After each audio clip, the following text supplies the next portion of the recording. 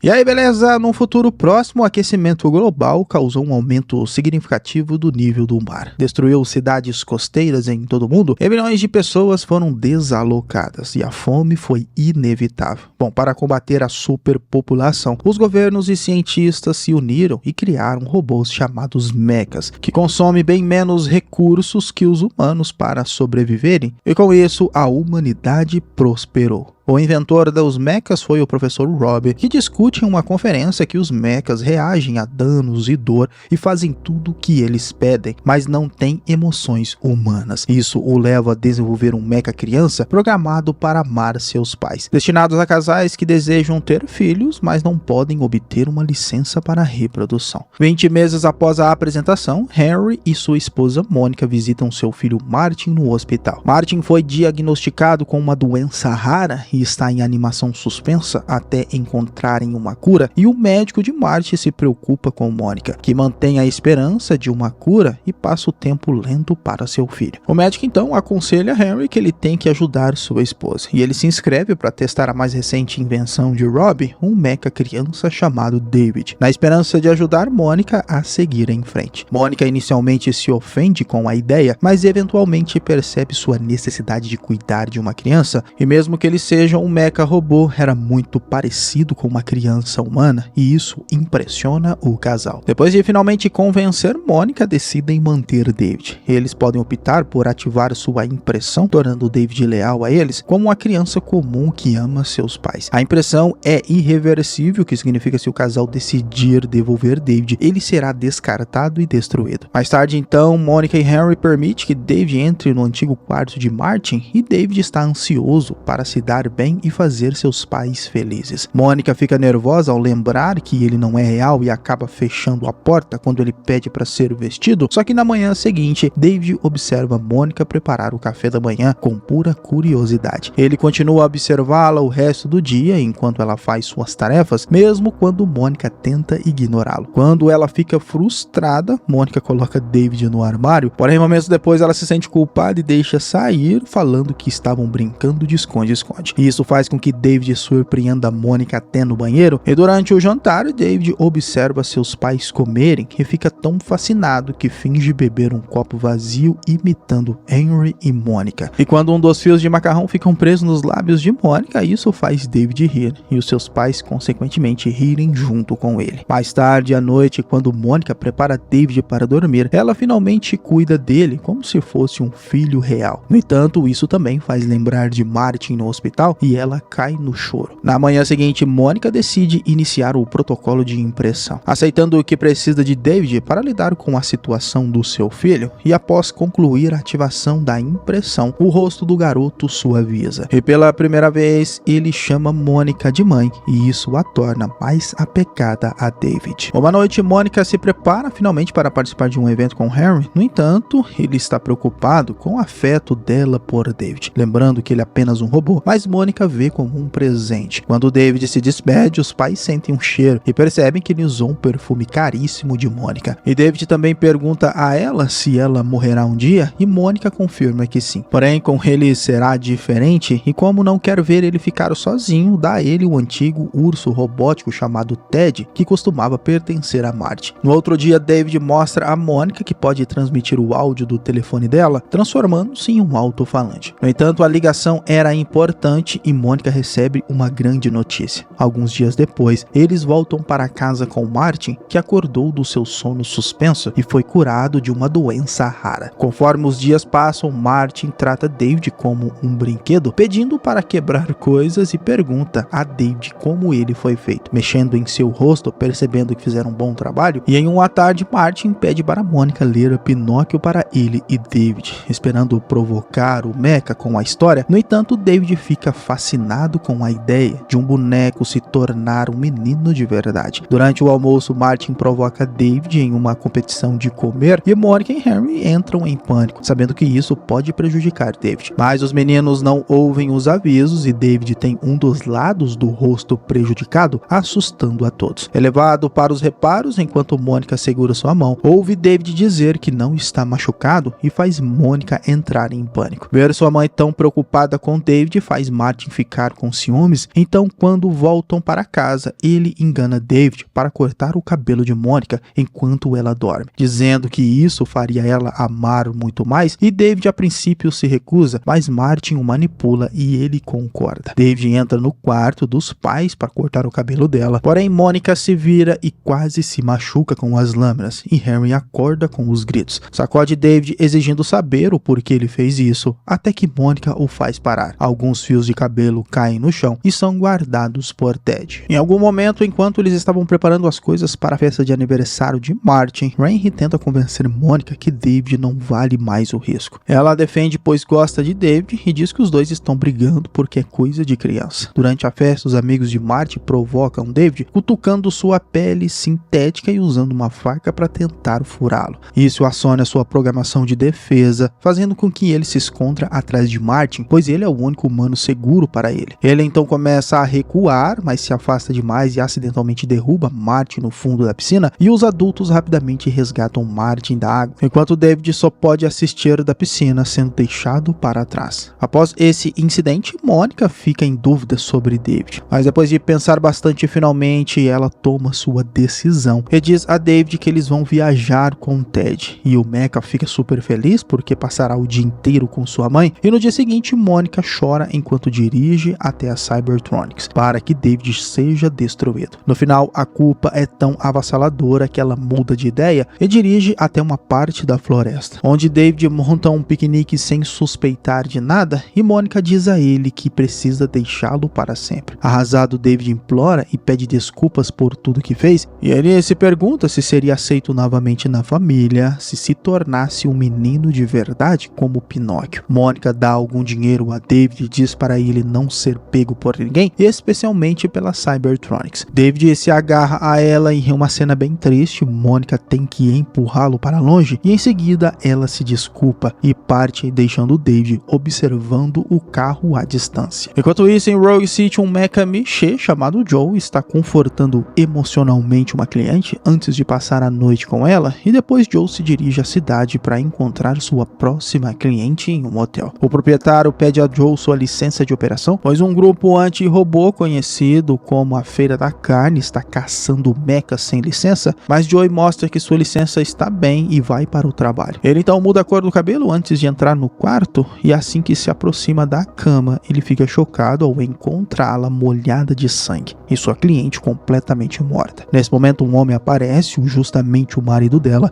confirmando que quem matou sua mulher foi Joe. Ele, percebendo que tudo isso foi armado para prendê-lo, ele foge para se esconder em um beco e usa uma pequena lâmina para remover sua licença de operação para que não possa ser rastreado. Na floresta, então, David conta a Ted que deseja encontrar a fada azul de Pinóquio para que ela transforme ele em um menino de verdade. De repente, um caminhão de lixo passa para despejar peças de sucata, e toneladas de mecha abandonados aparecem para procurar peças sobressalentes. À medida que David observa sem acreditar no que está vendo, Joey também aparece, e na sequência uma aeronave em forma de lua atrás dos robôs. Descobre-se que é do grupo da Feira da Carne, e todos os mechas começam a correr desesperados, pois serão caçados um a um, e esse grupo sequestra mechas para provar sua campanha anti-robô. Usam motos para tirar discos magnéticos e prender os robôs, e David e Ted conseguem seguir alguns mechas para uma cabana abandonada, e lá encontram uma mecha babá que oferece cuidar dele. Infelizmente, os caçadores encontram a cabana e derrubam a parede e capturam todos. Enquanto a aeronave pega Joe em uma gaiola, David tenta segurar Ted, mas ele cai pelos vários galhos amortecidos na queda. Ele então segue a aeronave. Mais tarde, no show da Feira da Carne, Ted é pego por um funcionário e é jogado no setor de objetos perdidos. No estádio, a multidão aplaude enquanto mechas antigos e abandonados continuam sendo destruídos, empurrados para dentro de canhões e lançados em chamas. David fica aterrorizado e segura a mão de Joe. Enquanto isso, Ted consegue sair do setor de objetos perdidos e encontra David em uma gaiola. Mas uma garotinha pega Ted e vê David lá dentro. Achando que era um menino de verdade, a garotinha se aproxima do seu pai, que era um dos programadores do show. E o homem fica perturbado ao ouvir que o menino de verdade está entre os robôs. De volta à gaiola, David descobre com os outros mechas que os humanos odeiam e destroem os robôs, pois os mechas são a maioria e eles querem igualar esse número. Então o pai da garotinha se aproxima de David e usa um raio-x portátil para garantir que ele realmente era um robô. Fica fascinado pelo sistema avançado de David, mas o apresentador do show não está satisfeito e segue o seu show. Enquanto David observa a mecha babá sendo encharcada de ácido como parte de um jogo, o apresentador insiste em colocar David no show, ignorando as explicações sobre quanto David é valioso, e em seguida o apresentador leva David e, como ele está segurando a mão de Joe, ambos são arrastados para o campo e ficam embaixo da armadilha de ácido. Então o apresentador mostra David e diz que uma criança mecha era um insulto à população humana. No entanto, a multidão fica em silêncio porque não está acostumado a ver crianças no show, e de repente ácido cai sobre os ombros de David, fazendo ele gritar e chorar de medo. Isso convence a população que ele é real, e eles ficam tão horrorizados que se revoltam contra o apresentador, jogando coisas neles. Assim, o técnico ordena que os guardas liberem David e Joe antes da revolta começar, e os dois escapam do local. No escritório do Dr. Rob há várias fotos de David crescendo, e é revelado que ele foi projetado após o falecimento do seu filho. Uma equipe chega e relata que David foi avistado em uma feira da carne, mas eles confirmam que o mecha está bem. De volta à floresta, David e Ted congelam quando vem a lua de repente, pensando que é aeronave. De preocupação, eles seguem outro caminho e David compartilha com Joe seu desejo de encontrar a Fada Azul. Joe, ao saber que é uma mulher, diz que a maioria das mulheres pode ser encontrada na Cidade Vermelha, então é pra lá que vão. Primeiro eles precisam de uma carona, então Joe encontra um grupo de adolescentes e usa uma caneta holográfica para manipulá-los, mostrando o que ganhariam ao ajudá-los na Cidade Vermelha. Os garotos então dão a carona, e assim que chegam à cidade, Joe faz um passeio com David, ensinando sobre as luzes piscando e os prédios de forma estranha, e David fica fascinado com uma estátua de um anjo, porque acredita que já é a Fada Azul, mas Joe explica que aquilo é apenas a igreja e eventualmente eles vão até o Dr. Saber, que basicamente é um programa que serve como a enciclopédia de tudo. Usando o dinheiro que Mônica deu para conseguir as perguntas, David aprende com o Dr. Saber, uma inteligência que consegue responder qualquer pergunta, que a Fada Azul está no fim do mundo. Essa informação vem como uma citação do Dr. Rob, e Joey não gosta disso, porque ele sabe que mechas que vão para o fim do mundo nunca voltam, no lugar que se chama Manhattan. Então ele tenta explicar a David o porquê os humanos odeiam tanto os mechas, pois na verdade, assim que os humanos partirem, quem restará são apenas os robôs. No entanto, David insiste que Mônica o amará se ele for um menino de verdade, não acreditando em que Joe estava dizendo. Porém, quando saem da loja do Dr. Saber, os policiais os encontram e prendem Joey, ainda achando que ele matou a mulher no hotel. Curioso, David entra no assento do piloto do helicóptero e o liga, mas obviamente ele não consegue controlá-lo. Sua pilotagem causa uma grande confusão na cidade, enquanto os cidadãos fogem em pânico. Joe usa a distração para escapar dos policiais, se reúne com David e assume o controle para pilotar o veículo, e foram em segurança para Manhattan. Algumas horas depois eles chegam na cidade afundada em água que costumava ser Manhattan, e hoje Joe a chama de lugar onde os leões choram. David encontra um monte de estátuas de leões com água jorrando pela boca, que lembra da citação de Joe. Eles pousam o helicóptero no prédio, então David e Joey procuram o Professor Rob, e David encontra uma porta com a citação do conto de fadas e a atravessa. Em uma cadeira, alguém sentado nela, acreditando que era a Fada Azul, mas quando ele vira, fica chocado ao encontrar uma criança que se parece exatamente com ele. Era outro David, que simplesmente sorri e convida ele a ler, dizendo que ele era real. Mas o primeiro David acha que esse mecha irá substituí-lo e ganhar o amor de sua mãe, e furioso, David pega um abajur e quebra contra a mesa e a cabeça do outro David. Joey, aterrorizado, vai embora, enquanto David, descontrolado, grita que é especial e único. Nesse momento, o Professor Rob aparece para detê-lo e segura David, dizendo para ele que ele era especial e era sua própria Fada Azul, pois as pistas do Dr. Saber sobre como encontrar a Fada Azul foram explicitamente feitas para levar David ao Professor Rob. A jornada também mostrou a motivação de David para provar que ele iria prosseguir em um sonho desconhecido e outros mechas não conseguiriam fazer. E ele foi o primeiro robô a acreditar em um sonho, porém ele nunca será um menino de verdade, pois de verdade era apenas o seu filho. Rob sai do escritório para reunir sua equipe, deixando David pensando na sua jornada. Até que ele entra em outra sala, onde encontra vários mechas que se parecem com ele, incluindo um que ainda está aberto e se aproxima da janela, onde ele vê o pássaro que o lembra da sua primeira memória, que se revela em uma estátua do lado de fora do escritório, e vê várias caixas dele e de sua versão feminina sendo produzidos em massa para serem vendidos aos humanos. Percebendo que ele nunca foi único e nem especial, David fica desolado e cai na água, enquanto Joe observa do helicóptero. Submerso em uma licença poética, David é carregado por vários peixes que o leva até algo que chama a atenção. David estende sua mão, mas Joe o encontra primeiro e puxa com o braço estendido do helicóptero para fora, e uma vez fora, David percebe que encontrou a Fada Azul debaixo d'água. Mas infelizmente, antes que pudessem avançar, Joe é subitamente magnetizado por um helicóptero da polícia que pairava e procurava o suspeito. Joe se despede de David pedindo para ele conte sua história às mulheres quando ele crescer e for um menino de verdade. Então ele ativa o modo submarino do helicóptero e flutua em direção ao helicóptero da polícia. Determinado a encontrar a Fada Azul, David pilota aquele helicóptero até o parque de diversão abandonado embaixo d'água com Ted ao seu lado. Eles observam todas as atrações representando contos de fada e finalmente encontram a de Pinóquio, que ele segue até finalmente encontrar a estátua da Fada Azul. Nesse momento, uma roda gigante desaba sobre o helicóptero, prendendo-os, criando assim uma gaiola. No entanto, David não se importa. Ele só tem olhos para a Fada Azul e implora em orações para que ela o torne um menino de verdade. No entanto, a fada não responde e os anos se passaram, com David ainda preso e rezando para a Fada Azul, nunca perdendo a esperança, mesmo quando as luzes se apagam e começam a apagar, e ele e Ted, congelados sem bateria, ficam presos debaixo d'água. 2000 anos depois, o mundo está envolto de gelo e neve